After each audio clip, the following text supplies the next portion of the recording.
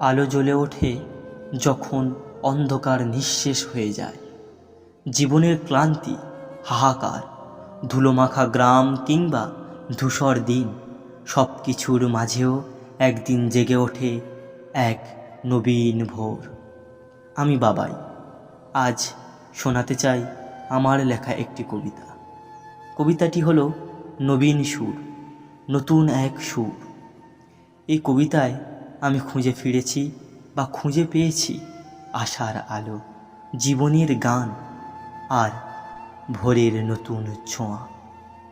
চলুন শব্দের ভেলায় ভেসে যাই এক নতুন ভোরের দিকে, যেখানে আমরা পাব অনেক শব্দগুচ্ছ মালার মাঝে এক নবীন সুরের কথা।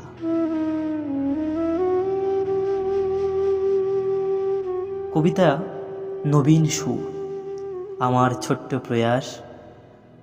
আপনারা জানাবেন কবিতাটি কেমন হয়েছে। জ্বলিয়াছে আলো, বাজিয়াছে ধ্বনি, কোন সে নবীন সুর দক্ষিণা আনিবে পারি। উত্তরে কালো মেঘে জমিয়াছে সারি, ঘন ঘন আলোতে চমকিত আমি। দৃষ্টিহীনতায় গ্রাস করিয়াছে মোরে, দিন নেই রাত নেই, সব আঁধারে মিলিয়াছে ডোরে। অপরূপ সুন্দর সূর্য উদয়নে দৃষ্টি রাখিতে চাই মোরে নবজীবনে। ঝলমলে রৌদ্রে জাগিয়াছে কে, এ যেন রূপবতী ছোট্ট কিশোরী মেয়ে। রবি সঙ্গীতে মোরে বাঁধিয়াছে প্রাণ, থামিয়া থামিয়া স্পন্দ পোড়ান। নীলিমার মাঝারে উঠিয়াছে মেঘ, স্তব্ধ শান্ত নীরবতাতে। ভাঙিয়াছে ঘর জোয়ার ভরা প্রলয় ঝড়েতে। আহামরি বিধির কি সৃষ্টি মহান, কে তুমি নারী দক্ষিণা হয়ে আসিলে পারি। নবীন সুরের ছন্দ নিয়ে পিঞ্জিরায় বাঁধি। এই ছিল নবীন সুরের গল্প, কবিতা।